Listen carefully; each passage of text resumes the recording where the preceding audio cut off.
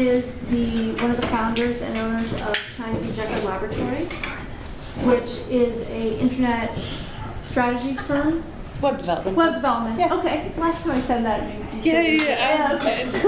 I'm focusing on programming. Okay. So And I think one of the programs that you might be most familiar with is the Guiding Stars program. Yeah. At Hannaford, it shows what's healthy, like in all the Hannafords on all the food. It's a big deal. And then Loblaw in Canada too, and the Wow. national chain in Canada. Yeah. So So we do all their online marketing and web development. She's been here at Peloton for 4 years. Yeah. 4 years. She's one of the original tenants, right? Yeah.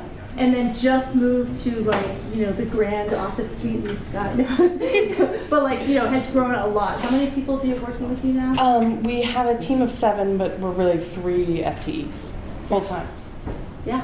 Yeah. So and Sarah's a good friend of mine. I'm happy to have her here. So, thanks. Thank you. Well, thank you so much for that nice introduction, and hey, folks.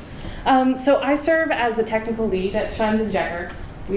We, among other things, are a web development firm, and we've been in business for about 8 years. And my most important business relationship is with a stuffed bear. Okay, not actually, but Alan Turing, who is he was just in the movie The Imitation Game. Benedict Cumberbatch served as him in The Imitation Game. He cracked the Enigma code, which helped end World War II. He had a stuffed bear named Porgy. And when he was working through a lecture or trying to solve a problem, he would talk it through with Porgy, the stuffed bear. And the act of verbalization uses different bits of your brain than just thinking about a problem. And that often leads to clarity or understanding of hidden assumptions. When we communicate with other people, it changes the way we frame or explain a problem. You have to order your muddled thoughts into a semblance so that someone else can understand it. And I've used this method a lot to work through issues.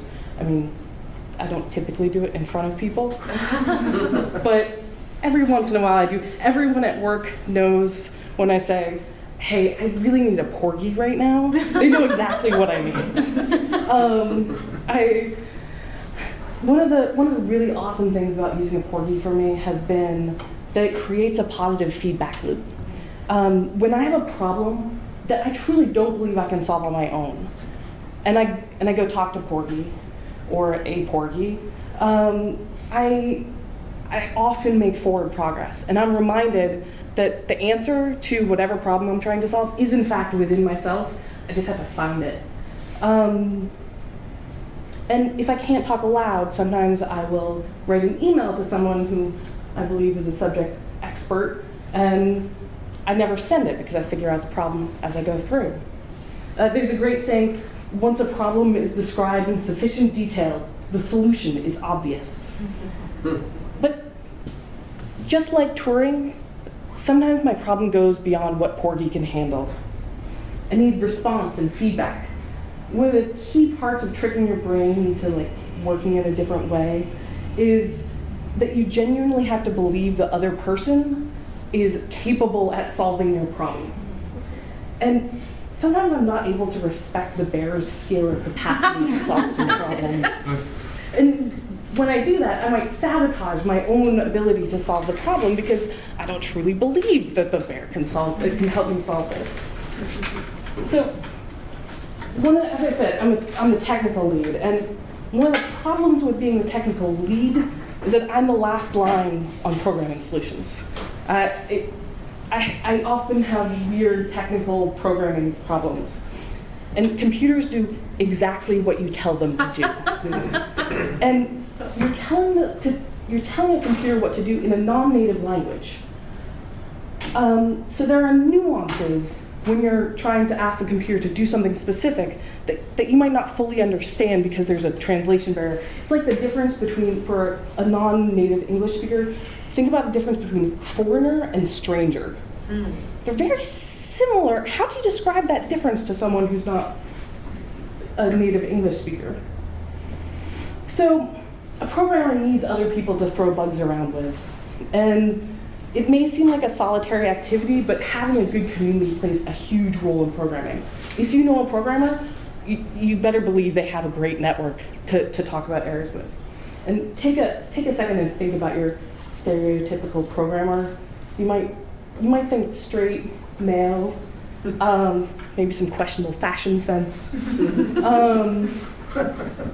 There are a lot of people breaking this stereotype, but it's certainly based on some reality too. And as a female programmer, it can be hard to deal with some of the peacocking or competitiveness within that community. And so it makes it hard to be open to troubleshoot with other people. But luckily for me, I've got some great folks. I've got an amazing coder and friend, who also happens to be my brother, and he has been able to play the role of Porgy for me many a time. It's actually incredibly challenging for one human to do for another. It can be easier to railroad someone's struggles with your own solution when what they need is assistance in navigating to their own solution. Because he's a programmer, he's often able to tease out the proper questions to make forward progress on the issue, but not solve the problem for me. And to act as a sounding board for someone else, it requires more than just good listening skills. It requires deep empathy and sincere respect for that person's ideas. My brother gives me some respect in spades. And in fact, without him, I might not still be a programmer. He's also here. He's the straight, white, male, long-haired, questionable fashion sense guy in the back, right there. So it's an awesome gift to help someone figure out things on their own. So to sum up, we've got 10 seconds. I'm not going to do it, so I'm going a little bit. So if you don't take 70, you're good.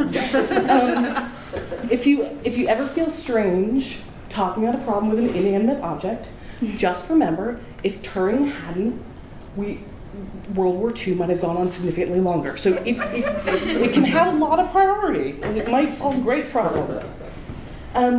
When you're working on a problem that you feel is unsolvable, switch things up, look for other ways to solve it, maybe verbalize, maybe write that letter to a subject expert. And lastly, if someone comes to you with a problem, take a step back and think about what they need in that moment. Maybe even ask them, what do you need in this moment? Are you looking for help with a solution, or are you looking for help navigating to a solution on your own? Because that can be one of the best gifts of all, is helping someone navigate to that. Thank you for your attention.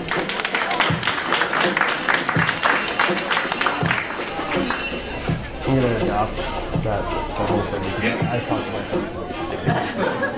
And it's different when you're talking to somebody else.